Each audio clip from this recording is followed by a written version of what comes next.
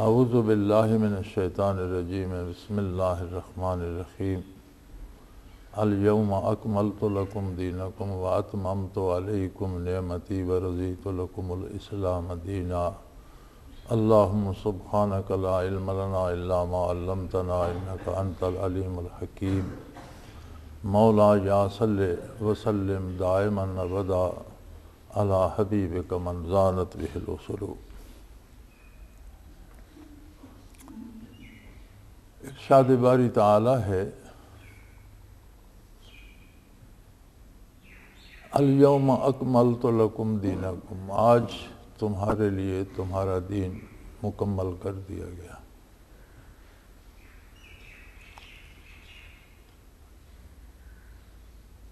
تکمیل دین سے مراد یہ ہے کہ نزول قرآن سے لے کر قرآن کے مکمل ہونے سے لے کر قیامت تک ساری انسانیت کے وہ افعال پسندیدہ ہوں گے جو اللہ کریم کے حکم کے مطابق ہوں گے۔ ایک چیز ہے مذہب، یہ الگ شے ہے، اور دین الگ شے ہے۔ مذہب انسانی رویوں سے بنتا ہے، اور انسانی عادت یہ ہے کہ جو چیز وہ کرنا چاہتا ہے اسے وہ دین کا جامہ بھی ساتھ پہنانا چاہتا ہے، اور اسے بھلائی اور اچھائی اور نیکی بھی منوانا چاہتا ہے۔ تو اس طرح سے جو انسانی رویے لوگوں کو پسند ہوں اور ساتھ اس کے وہ یہ بات بھی جمع کر لیں کہ یہ حق بھی ہیں، اسے مذہب کہتے ہیں۔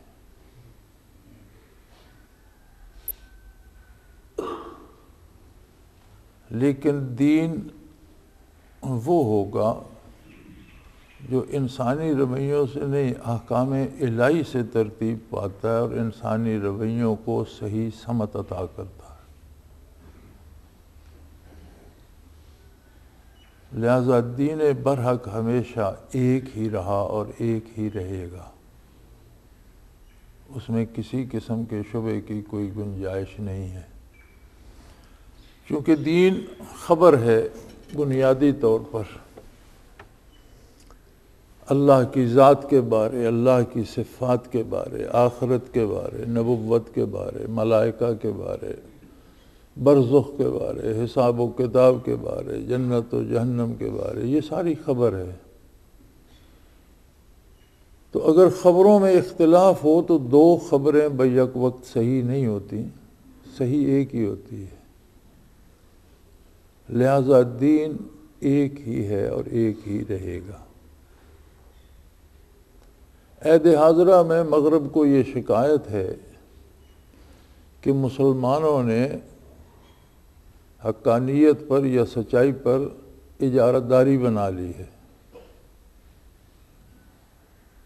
ایک مشہور جملہ جو وہ کہتے ہیں، اس موضوع پہ بات ہو رہی تھی اگلے دن سیٹلائٹ پہ، تو وہ کہہ رہے تھے کہ the Muslim has the monopoly of the truth، کہ مسلمانوں نے حقانیت پر یا سچائی پر اجارہ داری بنا لی ہے۔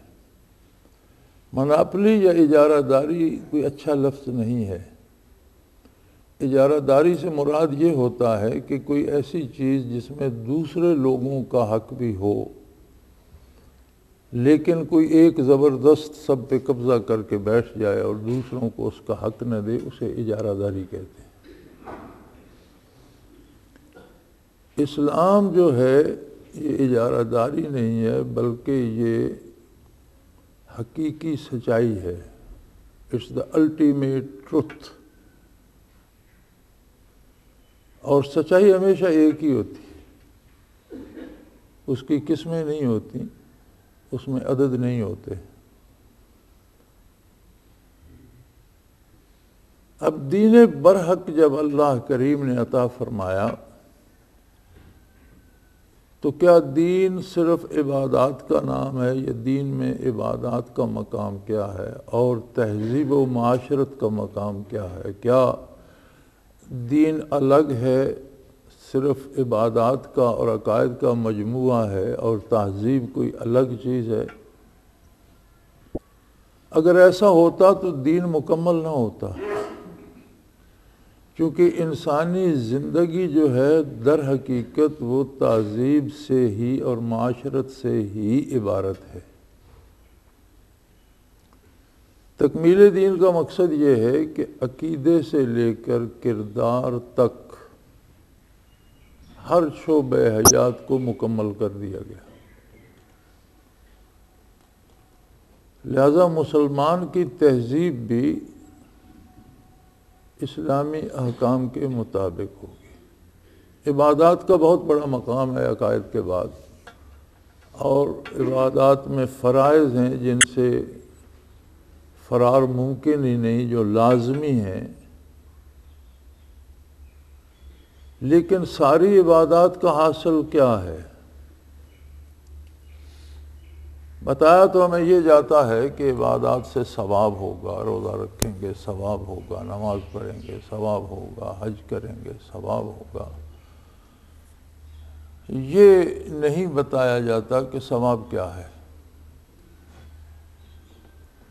ثواب کا معنی ہوتا ہے اجر، بدلہ، معاوضہ، اور قرآن کریم نے اس لفظ کو جو معاملہ کفار کے ساتھ ہوگا اور ان کے کردار اور نظریات پر انہیں جو سزا ملے گی اسے بھی ثواب کہا ہے کہ وہ ان کے کردار کا بدلہ ہے۔ فرمایا حل ثوب الکفار ما کانوا یفعلون، کافروں کو اور کیا ثواب ملے گا، جو ان کا کردار تھا وہی ملے گا۔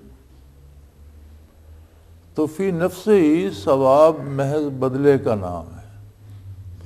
عبادات کا ثواب کیا ہے؟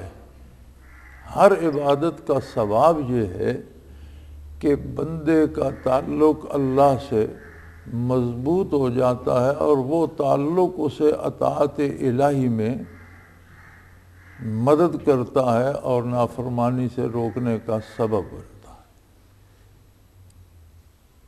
جیسے پنجگانہ صلاۃ کے بارے ارشاد فرمایا ان الصلاۃ تنہی عن الفحشاء والمنکر۔ اب صلاۃ کو ہم اگر صرف نماز پر حصر کر دیں تو یہ بھی درست نہیں ہے۔ صلاۃ ہر اس اطاعت کو محیط ہے جو اللہ کی جاتی ہے۔ تمام عبادات صلاۃ میں آ سکتی ہیں، اور سب عبادات کا حاصل یہ ہے کہ انسان ناپسندیدہ رویوں سے، بے حیائی سے اور برائی سے، گناہ سے رک جاتا ہے۔ ان الصلاۃ تنہی، اللہ کی عبادت روک دیتی ہے، الگ کر دیتی ہے، عن الفحشاء والمنکر، بے حیائی سے اور برائی سے۔ تو عبادات کا ثواب آدمی خود دیکھ سکتا ہے۔ عبادت کرنے والے کو چاہیے کہ وہ اپنی عبادات کے ثواب پہ نظر رکھے اور دیکھے کہ عبادات کے نتیجے میں اس کی عملی زندگی سدھر رہی ہے یا نہیں۔ دو باتوں میں سے ایک ضرور ہوتی ہے، یا عبادات کے نتیجے میں عملی زندگی سدھر جاتی ہے، اور اگر کوئی محض خانہ پوری کے لیے ہاتھ منہ دھوتا ہے، اٹھتا بیٹھتا ہے اور سمجھتا ہے کہ میری عبادت ہو گئی، اور کوئی عملی زندگی پہ اثر نہیں ہوتا، تو نتیجہ یہ ہوتا ہے کہ وہ عملی زندگی کے اثرات یا اس کا ثواب غالب آ جاتا ہے اور عبادات چھوٹ جاتی ہے۔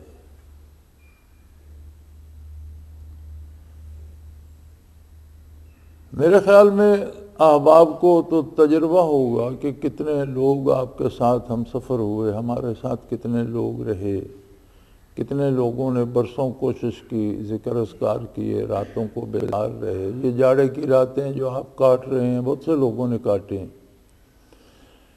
لیکن جب عملی زندگی میں تبدیلی نہیں آئی تو یہ لذتیں چھوٹ گئیں، اذکار چھوٹ گئے، عبادات چھوٹ گئیں، راندے درگاہ ہو گئے۔ دو میں سے ایک نتیجہ تو ہونا چاہیے تھا، یا تو عبادات غالب آتی ہیں اور عملی زندگی سدھر جاتی، اور اگر عملی زندگی میں بہت سے عوارضات ہوتے ہیں، اور سب سے خطرناک بات جو انسان کو مارتی ہے وہ یہ لوگوں کا جو رویہ ہوتا ہے کہ لوگ اسے عزت دیتے ہیں، احترام کرتے ہیں، تو آدمی کے اندر اگر عجز و انکسار عبادات کی وجہ سے نہ ہو تو پھر وہ فرعون بن جاتا ہے۔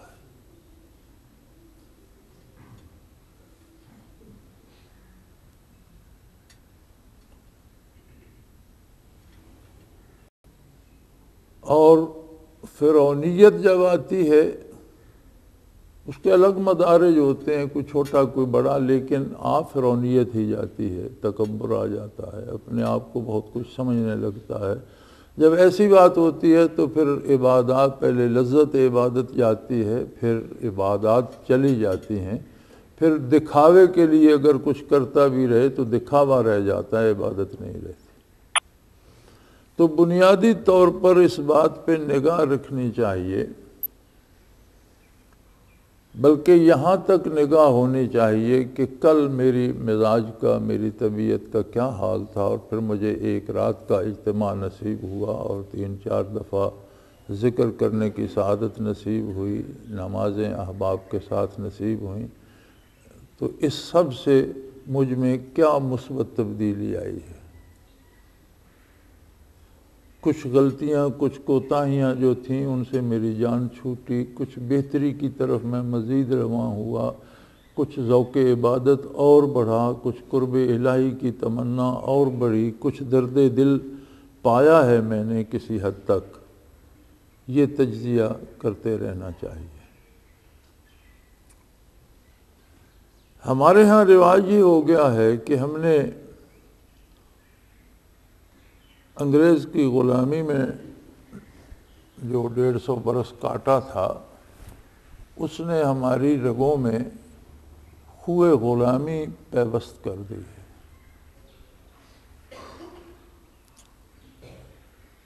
اور دوسری ہماری بد نصیبی یہ ہے کہ ہمیں آزادی انگریز کی کمزوری کی وجہ سے مل گئی۔ ہمیں آزادی کے لیے جدوجہد نہیں کرنا پڑی، قربانیاں نہیں دینا پڑی، لڑنا نہیں پڑا۔ جو قتل و غارت ہوا وہ ان اقوام کا شیوا ہوتا ہے جو دوسرے ملکوں پہ قبضے کر کے کالونیاں بنا لیتی ہیں، ان کا یہ شیوا ہے، اور تاریخ اس پہ گواہ ہے کہ جب یہ وہاں سے نکلتے ہیں تو کوئی نہ کوئی ایسا فساد چھوڑ جاتے ہیں جس پہ باقی ملک جو ہوتا ہے وہ آپس میں کٹتا مرتا رہتا ہے، اور یہ تاریخ ہے۔ ویتنام سے امریکہ اگر نکلا تو امریکہ ہار کر تو نکل گیا، لیکن ملک کو 2 حصوں میں تقسیم کر گیا۔ اسی طرح انگریز نے جہاں جہاں نوآبادیات چھوڑی ہیں وہاں ابھی تک خانہ جنگی ہو رہی ہے۔ یہاں سے انگریز چھوڑ کر گیا تو کشمیر کا ایک تنازع ایسا کھڑا کر گیا جس میں آج تک لاکھوں لوگ قربان ہو چکے ہیں، اور مسلسل قربانیاں ہو رہی ہیں، شہادتیں ہو رہی ہیں۔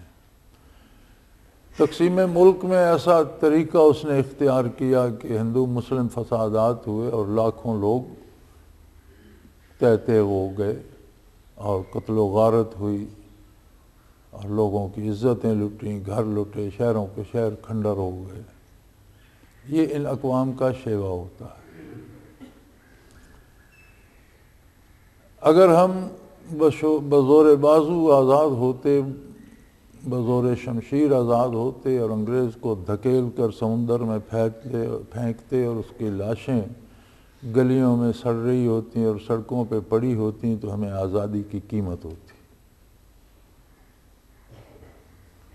وہ آزادی ہمیں بظاہر تو مل گئی، لیکن ہمارے خون سے خوئے غلامی نہیں گئی۔ لہذا ہر شعبہ زندگی میں ہم مغرب کی عادات کو اپنانا اپنے لیے باعث فخر سمجھتے ہیں، بلکہ میں یہ سمجھتا ہوں کہ ہم نے ہر شعبہ زندگی کو تباہ کر دیا ہے۔ ادب میں ایک بہت اعلیٰ صنف تھی غزل کی یا نظم کی یا شعر کی، اور شعر میں ایک توازن ہوتا تھا، اس کے الفاظ کی بندشیں ہوتی تھیں، ان کا ایک سلیقہ ہوتا تھا۔ ہوتے تو یہی الفاظ ہیں جو روزمرہ ہم بولتے ہیں، لیکن شعر میں یہ کمال ہوتا تھا کہ ایک بہت لمبے مضمون کو شعر کے 2 مصرعوں میں سمیٹ لیا جاتا تھا، اور ان میں چنے ہوئے خوبصورت الفاظ نگینے کی طرح جڑے ہوتے تھے۔ انگریز کے پاس یہ فن نہیں تھا۔ وہاں کیا تھا؟ جو منہ میں آتا ہے بکتے جاؤ، ایک جملہ 2 لفظوں پر ہے، اور دوسرا 20 لفظوں کا ہے، اور تیسرا 5 لفظوں کا ہے، اور چوتھا 8 لفظوں کا ہے، تو وہ کیا ہے؟ وہ انگریزی میں نظم بن گئی۔ اب ہمارے ہاں وہ خوئے غلامی جو تھی وہ اسے گھسیٹ لائی، اور اردو ادب میں بھی آزاد نظم آ گئی، وہ انگریزی کی طرز پر، جس کا نہ کوئی سر ہے نہ پیر، جو کسی کے جی میں آئے وہ کرتا چلا جائے۔ برِ صغیر میں گانے کے بھی اصول تھے، گانے کی بھی اقدار تھیں، اس میں سریں، تانے، راگ متعین تھے، اور ہر کوئی اٹھ کر گانا نہیں گا سکتا تھا۔ اس خوئے غلامی نے مغرب میں تو چونکہ نہ سر تھی، نہ لے تھی، نہ تال تھا، نہ کوئی بندش تھی، نہ کوئی پابندی تھی، جیسی نظم تھی ویسے ہی گانے تھے، ساتھ میں انہوں نے اچھل کود شامل کر لی۔ اب اس خوئے غلامی نے اسے بھی ایسا کھینچا کہ اپنی اعلیٰ چیز کو چھوڑ کر، اب آپ دیکھ لیں کہ چند لڑکے لڑکیاں سٹیج پہ اچھل کود رہے ہوتے ہیں اور ککھ پتہ نہیں چلتا کہ وہ کہنا کیا چاہتے ہیں، کوئی لفظ پلے نہیں پڑتا، کوئی اس میں ردم، کوئی اس میں لطف دینے والی چیز نہیں ہوتی، بلکہ ایک اچھل کود ہے جو آپ دیکھ رہے ہیں، ایسے پتہ چلتا ہے جیسے بندر کو کھجلی لگ گئی ہے اور وہ اچھل کود رہا ہے اور خارش کر رہا ہے۔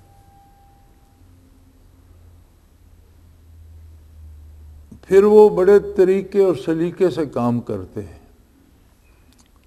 سائنٹیفک تجزیات کے مطابق، سائنسی طور پر اور طبی طور پر اگر تجزیہ کیا جائے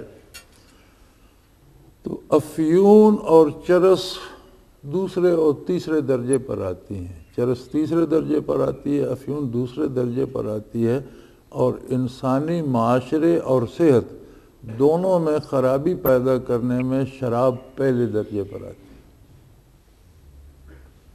شراب جو ہے چرس سے اور افیون سے زیادہ مضر ہے انسانی صحت کے لیے بھی اور انسانی رویوں کے لیے بھی، لیکن شراب چونکہ مغرب میں بنتی ہے اور اس کا زر مبادلہ مغرب کو جاتا ہے، اس لیے شراب ساری دنیا میں جو ہے وہ عام ہے اور کوئی اس پہ احتجاج نہیں کرتا۔ خود مغرب کو بھی اس بات پہ فخر ہے کہ اس ملک کی شراب اچھی ہے، روس کی اچھی ہے، اور امریکہ کی اچھی ہے، یا برطانیہ کی اچھی ہے۔ کسی کا نام کالا کتا ہے اور کسی کا نام کالا گھوڑا ہے، تو اس طرح سے وہ شراب پوری دنیا میں بیچی جا رہی ہے۔ اب اس سے کم نقصان دہ جو چرس افیون ہے وہ چونکہ مشرق سے مغرب کو جا رہی ہے اور اس کا زر مبادلہ مغرب کو دینا پڑتا ہے، مشرق کو آ رہا ہے، اس لیے وہ گردن زد نہیں ہو گئی۔ یہ میں رویوں کی بات کر رہا ہوں، شرعی طور پر تو ہر وہ چیز جو انسان کے دماغ کو ناکارہ کر دے، اس کے حواس کو مختل کر دے، وہ حرام ہے۔ کل مسکر حرام، ہر وہ چیز، وہ چرس ہو یا افیون ہو، بھنگ ہو یا شراب ہو، جو حواس کو مختل کر دے، وہ نیکی بدی کی تمیز نہ چھوڑے انسانی حواس میں، وہ حرام ہے۔ اسلام نے تو سیدھا سا اصول دیا ہے، لیکن میں رویوں کی بات کر رہا ہوں کہ نشے میں بھی بعض چیزیں کم نقصان دہ ہیں، بعض اور زیادہ نقصان، سب سے زیادہ نقصان دہ جو ہے وہ شراب ہے۔ تو شراب پہ تو کوئی پابندی نہیں، مغرب دھڑا دھڑ پی بھی رہا ہے، بنا بھی رہا ہے، بیچ بھی رہا ہے، اور یہاں روز شور شرابہ ہوتا ہے کہ جی وہ روکا جائے روکا جائے روکا جائے، جس چیز کو انہیں پے کرنا پڑتا ہے، جس کے پیسے مغرب سے مشرق کو آتے ہیں، اسے روکا جائے، ورنہ خود انگریزوں نے چین کے ساتھ جنگ کی تھی کہ یہ چین میں افیون بیچنا چاہتے تھے اور حکومت چین نے منع کیا تھا، تو اس پر ایک جنگ ہوئی تھی جس کا نام تاریخ میں اوپیم وار ہے، افیون کی جنگ۔ ہسٹوریکلی اس جنگ کا نام ہی دا اوپیم وار ہے کہ افیون کی جنگ انگریزوں نے لڑائی لڑی تھی چین کے ساتھ کہ ہم یہاں افیون بیچیں گے۔ یعنی اگر انگریز بیچ رہے ہوں، پیسہ ادھر جا رہا ہو تو وہ درست ہے، اس کے لیے جنگ بھی جائز ہے۔ یہ وہ کمزوریاں ہیں جو ہمارے اندر ہیں، ہمارے معاشرے میں ہیں، اور جنہیں ہم مسلسل پال رہے ہیں۔ 60 سال کی آزادی کے بعد بھی ہمیں جہاں انگریز چھوڑ کر گیا تھا اس سے ہم آگے نہیں بڑھے بلکہ کچھ اور پیچھے ہٹ گئے۔ اس وقت پھر ایک حد فاصل تھی بر صغیر کے افراد اور انگریز کے درمیان، ایک حد تک لباس میں، عادات میں، اخلاقیات میں، میل جول میں، انسانی رویوں میں کچھ فرق تھا۔ اب ہم اس سطح پر پہنچ گئے ہیں کہ ہم جتنے انگریزی نظر آئیں اتنے ہم اپنے آپ کو معتبر سمجھتے ہیں۔ اب تو میرے خیال میں آدھے سے زیادہ علماء بھی انگریزی لباس میں ملبوس ہو گئے، یعنی بات یہاں تک پہنچ گئی ہے کہ اب مسجد کے ملا کو بھی انگریزی تہذیب آہستہ آہستہ نگلنے لگ گئی، اور بیشتر آپ کو پڑھے لکھے علماء بھی اس لباس میں اور اس حلیے میں نظر آئیں گے۔ یہ تہذیبی مقام پر اور محاذ پر شکست ہوتی ہے کہ کوئی بندہ دوسروں کی عادات یا دوسروں کے رسومات یا ان جیسی چیزیں اپنانا شروع کر دے، تو یہ اس کا مطلب یہ ہوتا ہے کہ اس کے اپنے پاس کچھ نہیں ہے، اس کا اپنا کوئی رویہ، اس کی اپنی کوئی معاشرت، اس کی اپنی کوئی تہذیب نہیں ہے۔ تو یہ ساری چیزیں آج کل بڑی موضوع بحث بنی ہوئی ہیں اور ان پہ ہماری ٹیلی ویژن پہ بڑے مناظرے ہو رہے ہیں۔ اس میں ایک بہت بڑی بات یہ تھی کہ تہذیب کو اور دین کو الگ سمجھا جائے۔ اگر تہذیب کو دین سے الگ کر دیں تو باقی دین میں کچھ رہ ہی نہیں جاتا۔ جدا ہو دین سیاست سے تو رہ جاتی ہے چنگے سی۔ تہذیب ہم اسے کہیں گے، تہذیب کا مطلب یہ ہوتا ہے کہ خوبصورتی سے ترتیب دینا کسی چیز کو، کسی بھی شے کو آسان طریقے سے ترتیب دینا۔ محض اینٹیں جوڑ دو کہ کوئی اینٹ باہر نکلی ہوئی ہے، کوئی اندر گھسی ہوئی ہے تو دیوار تو بن جائے گی، لیکن اگر ان اینٹوں کو آپ ایک دھاگا باندھ کر ایک توازن سے جوڑتے ہیں اور خوبصورتی سے جوڑتے ہیں، دیوار بھی بن جاتی ہے اور اس میں مضبوطی بھی آ جاتی ہے اور حسن بھی آ جاتا ہے، تو یہ تہذیب ہوگی۔ تو انسانی رویوں کو اگر خوبصورت طریقہ دیا جائے، آسان طریقے سے انہیں ادا کرنے کا سلیقہ دیا جائے تو وہ تہذیب کہلائے گی۔ تو اسلام نے عبادات پر یہ حکم دیا ہے کہ عبادت اللہ اور بندے کے درمیان کا معاملہ ہے۔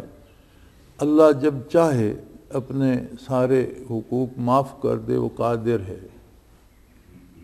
گنجائش ہے کہ ایک آدمی نے زندگی بھر عبادت نہیں کی اور عبادت نہ کرنے کے جرم کو اللہ معاف کر دے، کوئی بات نہیں۔ لیکن جب بات تہذیب کی، رویوں کی، انسانوں کے ساتھ معاملات کی آئے گی تو فرمایا کہ اللہ کریم فرمائیں گے کہ جسے تیری وجہ سے تکلیف پہنچی، جس کے ساتھ تیرا رویہ نادرست ہونے کی وجہ سے اس کا نقصان ہوا، یہ اس کا حق ہے کہ وہ تجھے معاف کرتا ہے یا نہیں۔ تو لہذا عبادات سے تہذیب اسلام میں زیادہ اہمیت رکھتی ہے کہ ہم معاملات کس طرح سے کرتے ہیں، لین دین کس طرح سے کرتے ہیں، ملتے ملاتے کس طرح سے ہیں، کتنی اس میں ہماری طرف سے دوسروں کو خوشی نصیب ہوتی ہے، ان کے حقوق آسان طریقے سے انہیں نصیب ہوتے ہیں۔ پھر دوسرا، اسلام نے تہذیب میں ایک اور سنگ میل فرمایا کہ تمہارا حق کسی پہ بنتا ہے اور تم سمجھتے ہو کہ وہ کمزور ہے یا حق ادا نہیں کر سکتا، یا تم اس پہ احسان کرنا چاہتے ہو اللہ کو راضی کرنے کے لیے، تو تم اپنا حق معاف کر سکتے ہو۔ لیکن اگر کسی کا حق تم پر بنتا ہے تو تم اپنی انتہائی کوشش یہی رکھو گے کہ اس کا حق ادا کرو۔ تو مذہب میں تو ہو سکتا ہے کہ مذہب الگ کر لیں اور تہذیب الگ کر لیں، چونکہ مذہب تو انسانوں کے بنائے ہوئے ہوتے ہیں، لیکن دین اللہ کی طرف سے ہے، اور اسلام کو اللہ نے مکمل کر دیا۔ مکمل کا مطلب ہی یہ ہے کہ تمام انسانی رویوں کی راہیں متعین کر دی، راستے مقرر کر دیے۔ اب اس پہ ایک بڑی بات جو اہل مغرب کہتے ہیں اور ہمارے ادیبوں دانشوروں نے جسے زبان زد عام کر دیا کہ جی 1400 سال پرانی بات ہے، اب 1400 سال پہلے کا معاشرہ وہ آج کیسے برپا کیا جا سکتا ہے۔ جہاں تک میں سمجھتا ہوں اسلام 1400 سال پرانا نہیں ہے، بلکہ زمین پر قدم رکھنے والا پہلا انسان حضرت آدم علیہ السلام اسلام لائے تھے اور وہ مسلمان تھے، اور تب سے لے کر عیسیٰ علیہ السلام تک پے پے انبیاء آئے اور سارے اسلام لائے، وہ سارا اسلام تھا۔ وہی عقیدہ ذات باری تعالی، آخرت، قیامت، فرشتوں، جنت، دوزخ کے بارے جو آدم علیہ السلام نے ارشاد فرمایا، وہ 1.25 لاکھ یا کم و بیش جتنے انبیاء اور رسول آئے سب نے وہی عقیدہ، اور حضور نبی کریم صلی اللہ علیہ وسلم نے بھی وہی عقیدہ ارشاد فرمایا۔ یہ اسلام کا تسلسل ہے، اور اگر اسلام پرانا ہے تو پھر یہ 1400 سال پرانا نہیں ہے، یہ اتنا ہی پرانا ہے جتنی انسانیت پرانی ہے۔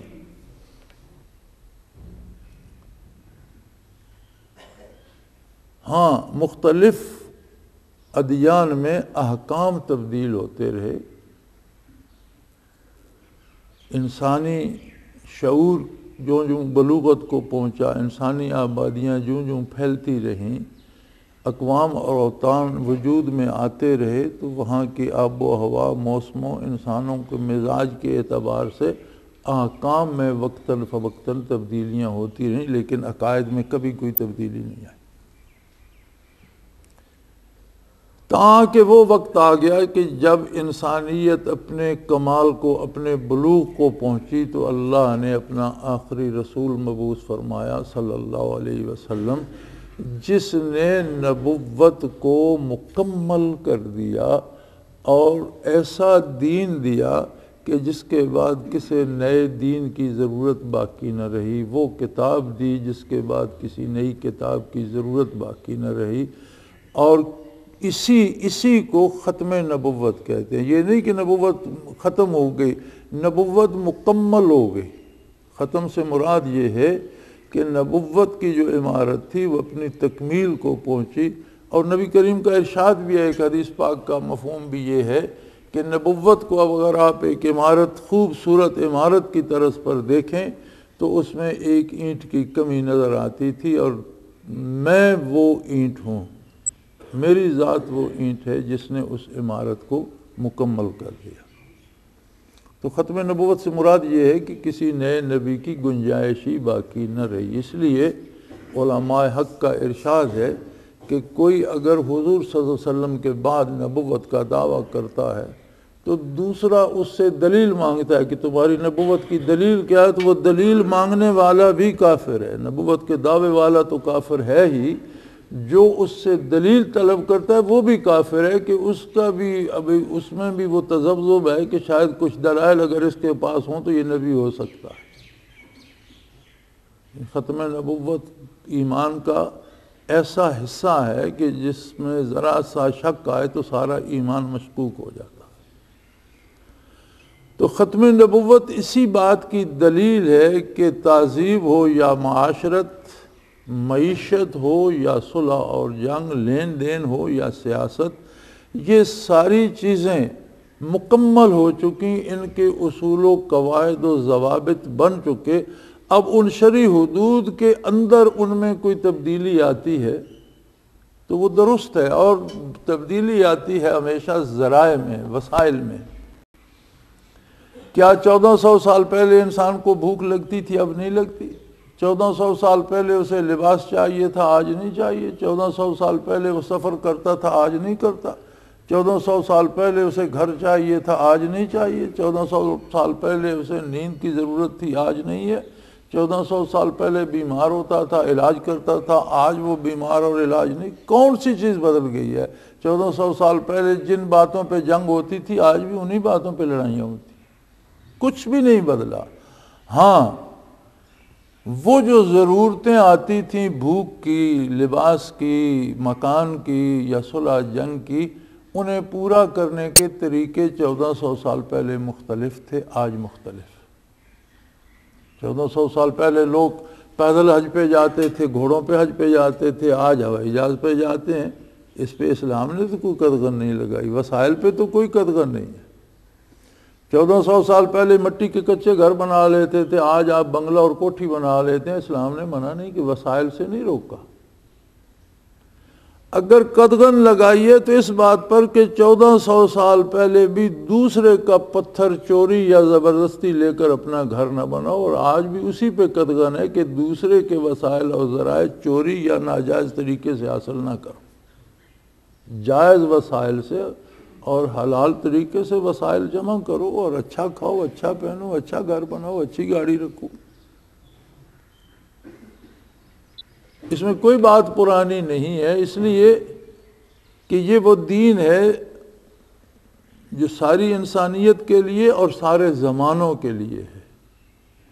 آج بھی روئے زمین پر اس پر عمل ہو رہا ہے الحمدللہ، اگرچہ لوگوں کے رنگ مختلف ہیں، نسلیں مختلف ہیں، زبانیں مختلف ہیں، عادات مختلف ہیں، دن رات مختلف ہیں، موسم مختلف ہیں، فضائیں مختلف ہیں، بیماریاں مختلف ہیں، تکلیفیں مختلف ہیں، دکھ الگ الگ ہیں، خوشیاں الگ الگ ہیں، رویے الگ الگ ہیں، لیکن ہر جگہ، ہر ملک میں آج بھی سب سے بہتر طرز زندگی وہ ہے جو اسلام نے دیا ہے، سب سے آسان بھی اور سب سے خوبصورت بھی، اور یہ ہمیشہ رہے گا، نہ یہ پرانا ہے نہ ہوگا۔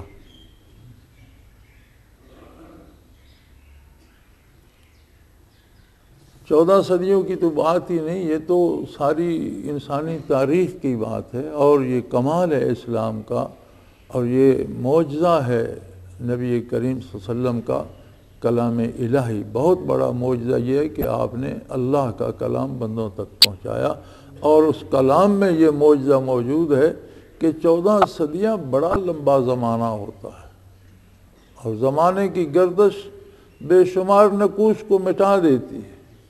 مائیں نوجوان بیٹوں کی موت کو بھول جاتے ہیں، لوگ اپنے کٹے ہوئے بازوؤں کو فراموش کر دیتے ہیں، دل کے گھاؤ بھر جاتے ہیں۔ زمانہ بہت کچھ تبدیل کر دیتا ہے، اگر تبدیل نہیں کر سکا تو اللہ کی اس کتاب کے کسی ایک زیر زبر، کسی ایک نقطے کو، اور نہ قیامت تک کر سکے گا۔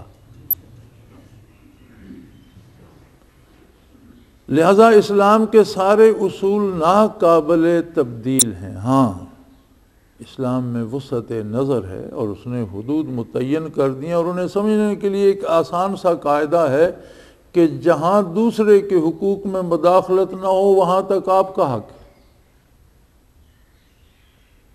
لیکن جہاں آپ بازو بڑھائیں اور دوسرے کی ناک پہ گھونسا پڑے اس کی اجازت نہیں ہے۔ جہاں تک آپ کی اپنی فضا ہے وہاں تک آپ کا بازو جا سکتا ہے، جہاں آپ کا بازو دوسرے کی ناک توڑنے والا ہو اس کی اجازت نہیں ہے دوسرے کے حق میں مداخلت میں۔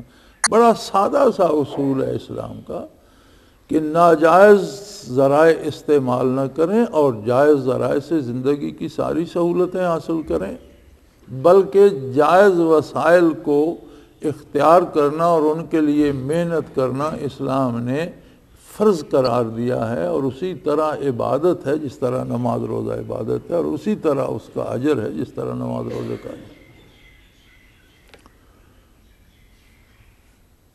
تو جس طرح زمانے کے تقاضے بدلے اور اسباب بدلے، اسی طرح ایک طریقہ اور بھی بدل گیا کہ حضور اکرم صلی اللہ علیہ وآلہ وسلم کے دست حق پرست پر لوگوں نے بیعت کی، جس کے مختلف مفاہیم تھے، اور سب کا مرکز حضور کی ذات اقدس تھی صلی اللہ علیہ وسلم۔ بیعت ارشاد بھی حضور سے تھی، بیعت تصوف بھی حضور سے تھی، بیعت امارت بھی حضور سے تھی، موت پر بیعت بھی حضور سے تھی، اور صلح اور جنگ پر بیعت بھی حضور سے تھی۔ آپ صلی اللہ علیہ وسلم سب کا مرکز تھے۔ بعد میں خصوصیات تقسیم ہوئی۔ بیعت اصلاح علماء کے حصے میں آئی، اور شرعاً کوئی بھی وہ شخص جو روزمرہ کے امور سے واقف ہو اور حلال حرام جائز ناجائز بتا سکتا ہو، اس سے بیعت اصلاح لینا جائز ہے کہ اس سے پوچھ کر آدمی کام کرے اور اپنے روزمرہ کے امور کی اصلاح کرتا۔ بیعت تصوف ان لوگوں کے حصے میں آئی جنہوں نے روحانی برکات فیوضات نبوی حاصل کیے اور تقسیم کرنے کی اہلیت پائی۔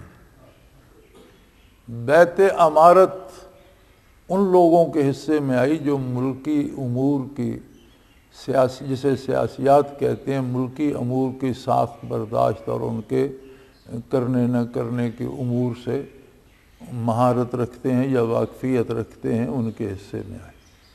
تب بیعت کا طریقہ ہاتھ میں ہاتھ دے کر بیعت کرنے کا تھا، اب وہ طریقہ بدل گیا، اور اب بیعت کا طریقہ یہ ہے کہ آپ ووٹ دیتے ہیں۔ آپ جب ووٹ دیتے ہیں تو یہ بیعت امارت ہے۔ آپ کو یہ دیکھنا ہوگا کہ آپ کس کی امارت کو تقویت پہنچا رہے ہیں، وہ شخص دین کے لیے، ملک کے لیے، قوم کے لیے کیسا ہے۔ ہمارا ووٹ اس بات کی شہادت ہے، گواہی ہے۔ ووٹ دینے والا قیامت کے دن پوچھا جائے گا۔ ووٹ کا معنی یہ نہیں کہ یہ میرا رشتہ دار ہے، میں نے اسے ووٹ دے دیا، وہ میرے باپ کے خلاف تھا اور میرے باپ کی اور اس کی ناراضگی تھی، میں نے اسے ووٹ نہیں دیا، نہیں۔ یا یہ ہمارے قبیلے سے اور وہ دوسرے قبیلے سے ہے، یا یہ ہماری سیاسی پارٹی سے ہے وہ دوسری پارٹی سے ہے، یہ نہیں۔ اس کا معیار یہ نہیں ہے۔ اس کا معیار یہ ہے کہ یہ شخص اہل ہے، امانت دار ہے۔ دو وصف اس میں ضرور ہونے چاہیے۔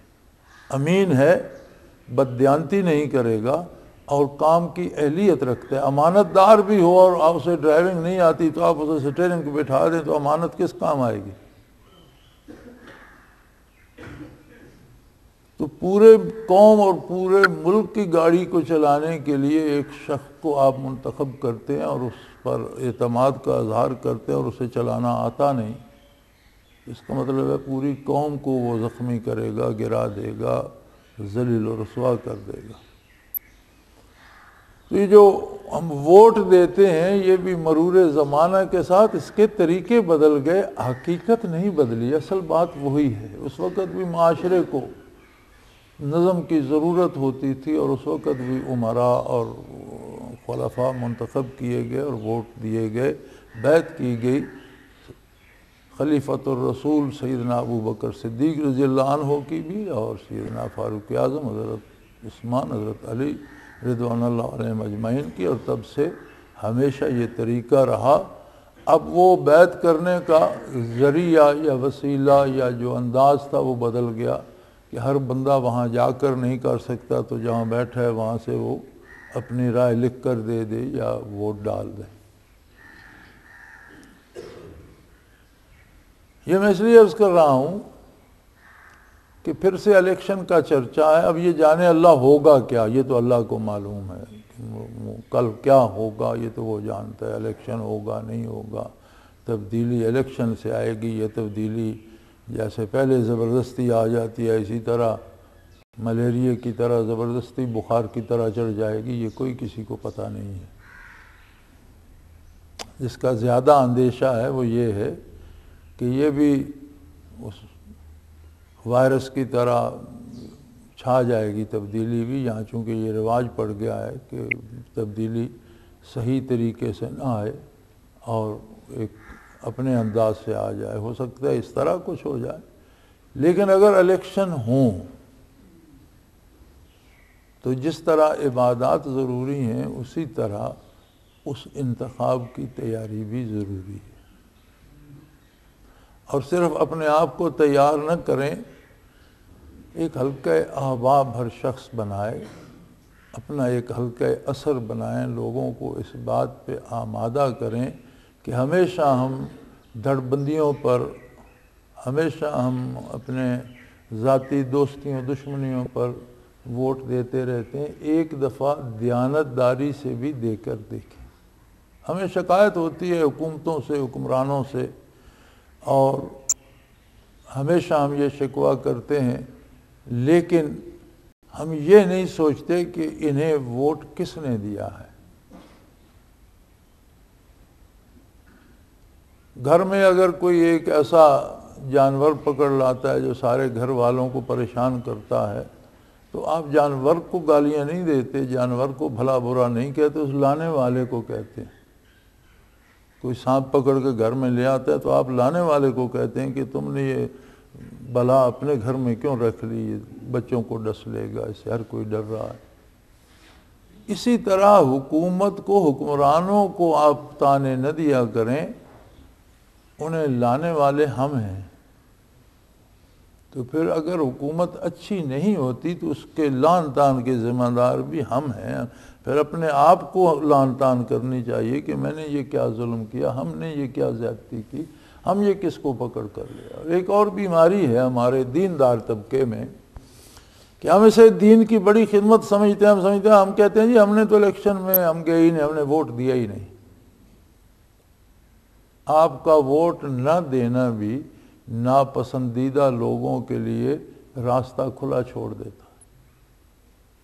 یعنی مطلب ہے آپ سانپ کو پکڑ کر نہیں لائے، لیکن سانپ کو گھر میں گھسنے سے آپ نے روکا بھی نہیں۔ اگر غلط آدمی کو ووٹ دیے تو آپ سانپ کو پکڑ کر لے آئے، لیکن آپ الیکشن میں ووٹ دینے گئے ہی نہیں، تو اس کا مطلب ہے کہ سانپ کو گھر میں گھسنے سے آپ نے روکا بھی نہیں۔ تو چلو پکڑ کر لانے والے سے کم خطا کار صحیح، لیکن نہ روکنے والا بھی ذمہ دار تو ویسا ہی ہے کہ اگر اس کے ڈسنے سے گھر کے لوگ مریں گے تو وہ روک سکتا تھا، اس کے پاس لاٹھی تھی، وہ دروازے پہ کھڑا تھا، اس نے نہیں روکا، تو ذمہ دار تو وہ بھی ہے۔ یہ ووٹ نہ دینے والے حضرات بھی حکمرانوں کے مظالم میں برابر کے شریک ہیں۔ جس طرح ووٹ دینے والے شریک ہیں، اس طرح نہ دینے والے بھی شریک ہیں۔ تو اللہ کرے ملک میں امن و امان رہے اور پرامن اور منصفانہ الیکشن ہوں، تو دل یہ چاہتا ہے کہ آپ کی بھی ایک حیثیت ہو اور نقش بندیہ اویسیہ کی اور الاخوان کی ایک طاقت ہو جو کسی مثبت پلڑے میں جائے اور ایک مثبت کردار ادا کرے قومی حقوق کے تحفظ میں۔ ہو سکتا ہے سارے لوگ آپ کے ساتھ ذکر پر متفق نہ ہوں، ہو سکتا ہے سارے لوگ آپ کے کہنے پر داڑھی نہ رکھیں، ہو سکتا ہے سارے لوگ آپ کے کہنے پر نمازی نہ بن جائیں، لیکن 5 سال میں ایک دفعہ ووٹ دینا ہوتا ہے، کم از کم اس پہ تو کچھ لوگوں کو آپ کے ساتھ متفق ہونا چاہیے۔